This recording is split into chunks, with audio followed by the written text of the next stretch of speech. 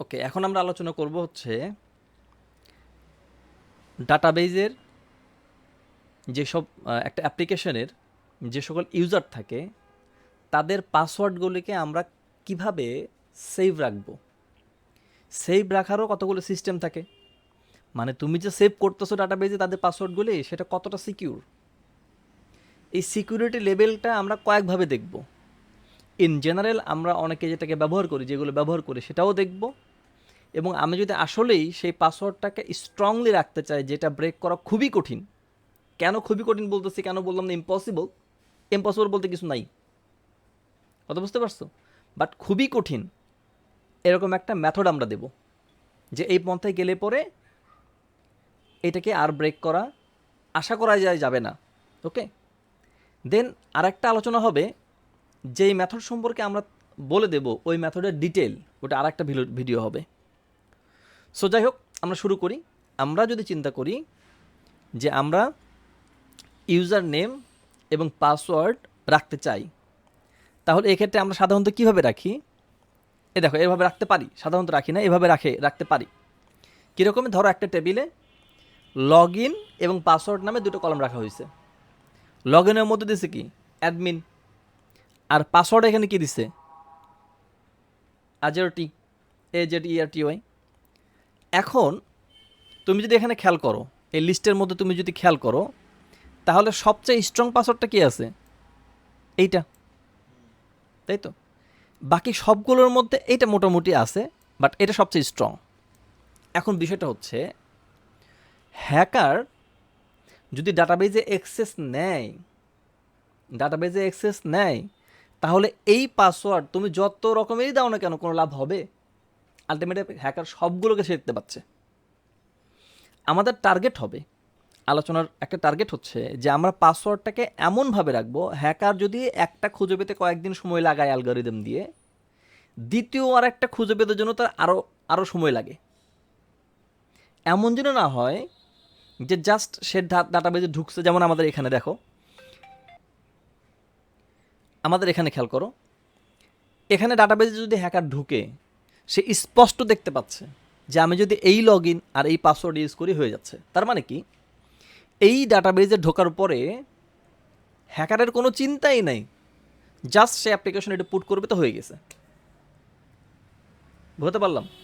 এই পদ্ধতিতে কেউ যদি খুব হার্ড পাসওয়ার্ড দেয়, সেটা যেহেতু প্লেন টেক্সট আছে, সুতরাং কোনো লাভ নাই। তাহলে কি করতে হবে? আমাদেরকে এই পাসওয়ার্ডগুলিকে এভাবে রাখা যাবে না। ওকে, কি করতে হবে? ওকে, আমরা দ্বিতীয় স্টেপে দেখি এখানে কি হয়। কি করতে হবে? এনক্রিপ্ট করতে হবে। তো এনক্রিপ্টের জন্য অনেকগুলি ফাংশন আছে। ওকে, এখন এই এনক্রিপশনের মধ্যে কিছু কথা আছে।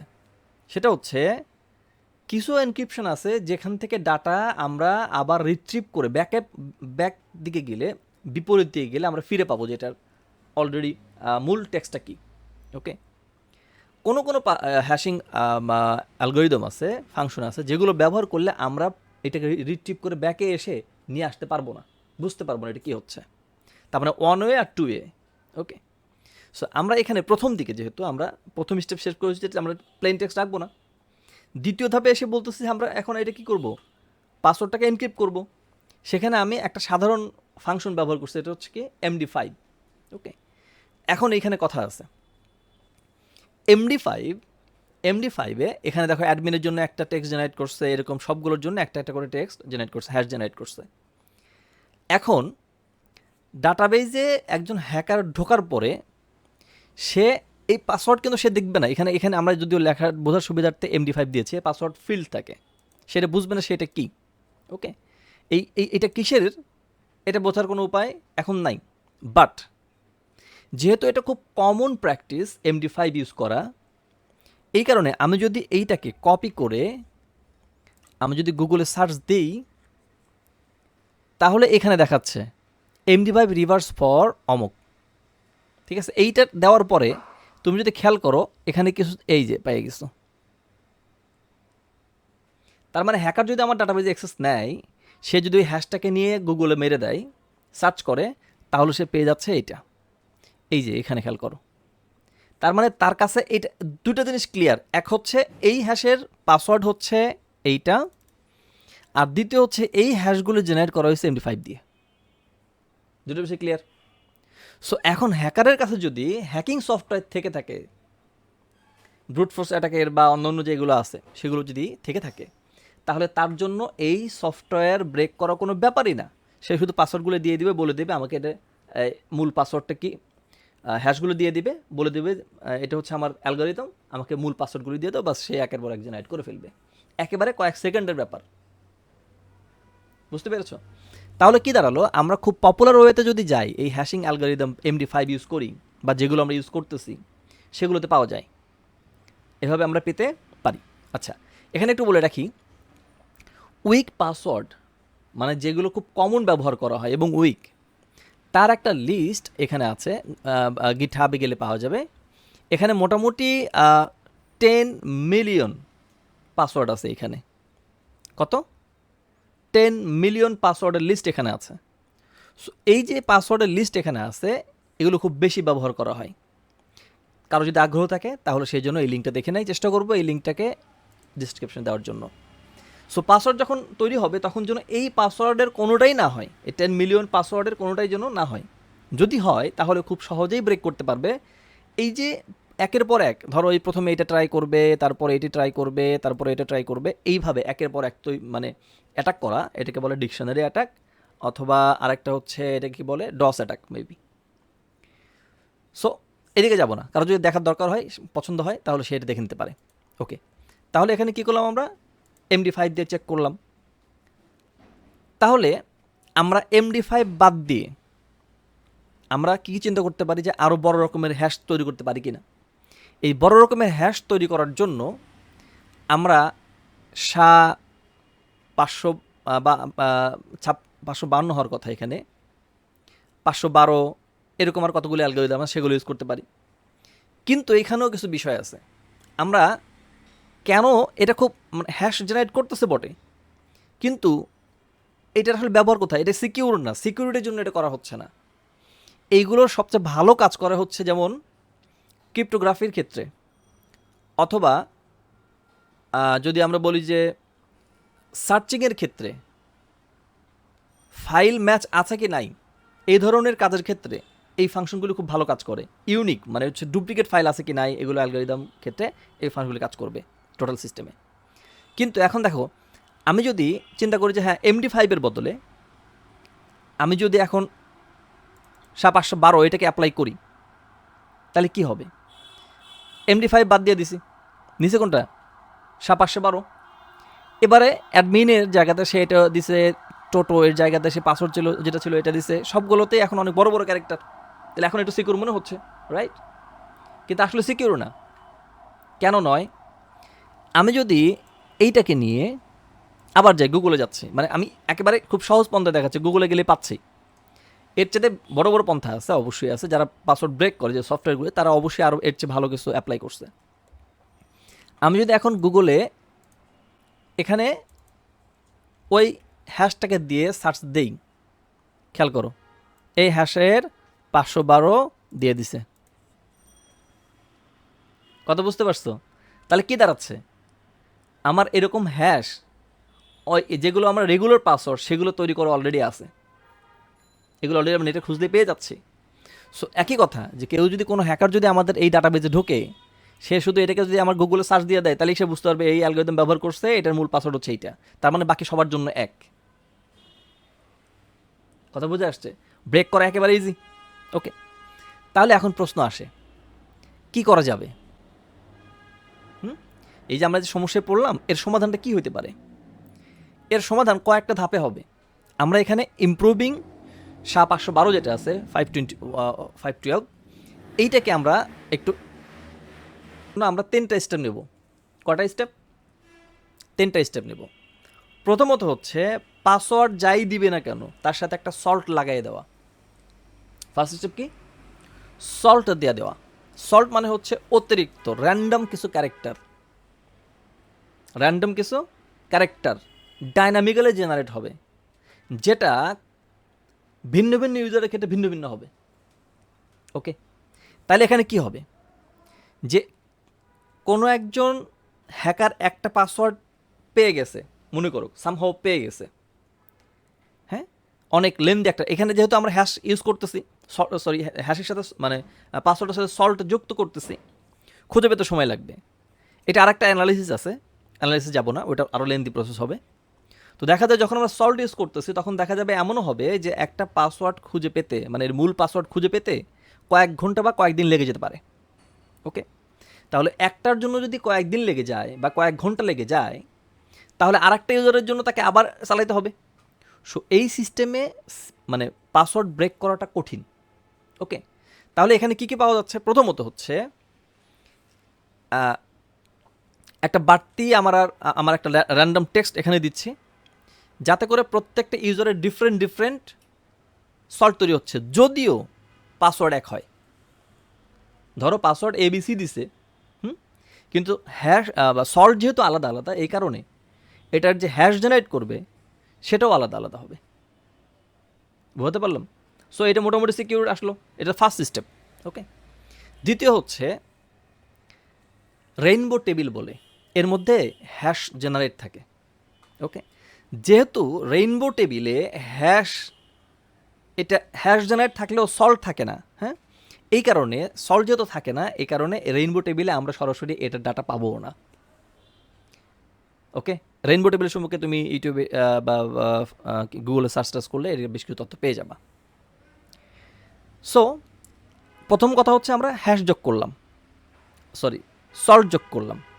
তাহলে দ্বিতীয় স্টেপ যাই, তিনটা স্টেপ বলছিলাম। দ্বিতীয় স্টেপ হচ্ছে, আচ্ছা এখানে একটু বলতে পারি যে যদি আমরা হ্যাশ যোগ করি, সল্ট যোগ করি, তাহলে আমাদের এবারে পাসওয়ার্ডটা কেমন হবে খেয়াল করো। এখানে আমরা অ্যাডমিনের জন্য একটা সল্ট জেনারেট করছে, যার কারণে এখন এই তৈরি হয়েছে। এখন আমরা আগে একবার সার্চ দিয়ে দেখছিলাম এটা পাওয়া যায়। ওকে, এবার আমরা দেখি এটা পাওয়ার সম্ভাবনা অনেক কম, এটা পাওয়ার সম্ভাবনা অনেক কম, নাই এ কথা বলা যাবে না, কারণ হইতে পারে কোনো একটা কেউ একদম পাসওয়ার্ড এভাবেই দিচ্ছে যে এটা তৈরি হয়ে গেছে। ওকে, লেটস চেক।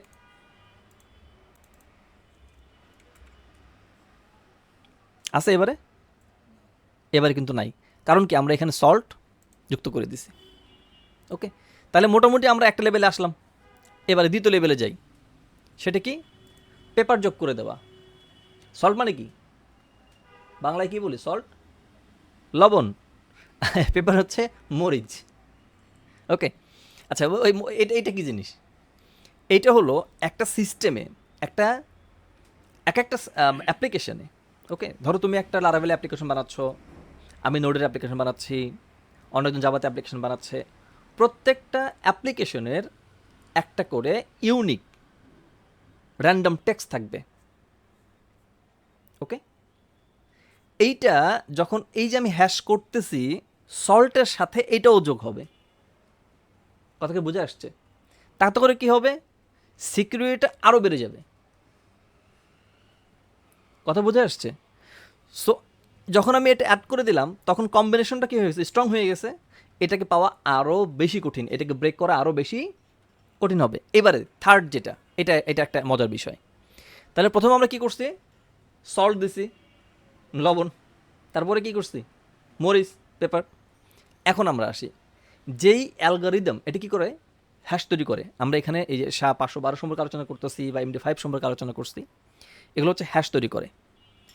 এইটাকে হ্যাশিং যেটা তৈরি করতেছে, হ্যাশ যেটা তৈরি হয়, এটাকে আবার হ্যাশ করা। বুঝে আসছে? কতবার হ্যাশ করব তার একটা কাউন্টিং তৈরি করা। 5 বার হ্যাশ করব, 10 বার হ্যাশ করব। তাহলে কি হবে? খেয়াল করো, প্রথমে সল্ট দিছি, তারপরে পেপার দিছি, তারপরে এখানে আমি বললাম 5 বার এই একই জিনিসকে আমি হ্যাশ করতেছি।